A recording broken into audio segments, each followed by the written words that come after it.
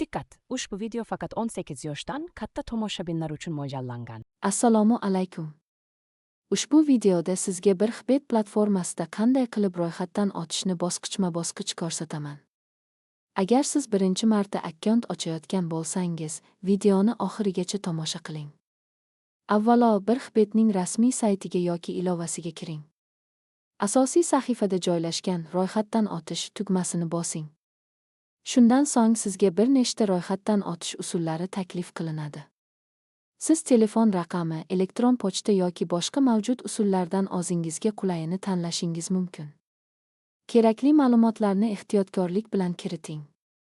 Telefon raqami yoki elektron pochta manzili to'g'ri yozilganiga ishonch hosil qiling. Keyin xavfsiz parol yarating.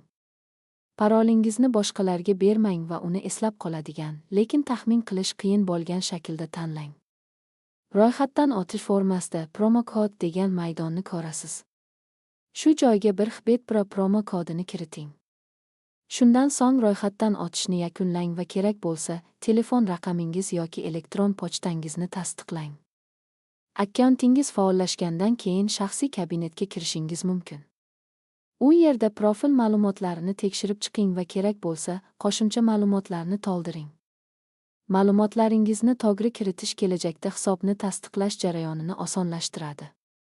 Shuningdek, akkauntingiz xavfsizligi uchun kuchli paroldan foydalaning va uni hech kim bilan ulashmang. Imkon bo'lsa, qo'shimcha xavfsizlik sozlamalarini ham yoqing. Bu hisobingizni himoya qilishga yordam beradi. Agar platformadan foydalanishda biror muammoga duch kelsangiz, rasmiy yordam markaziga murojaat qilishingiz mumkin. Ko'p hollarda ro'yxatdan o'tish bilan bog'liq savollarga tezkor javob beriladi. Video siz uchun foydali bo'lgan bo'lsa, like bosishni va kanalga obuna bo'lishni unutmang.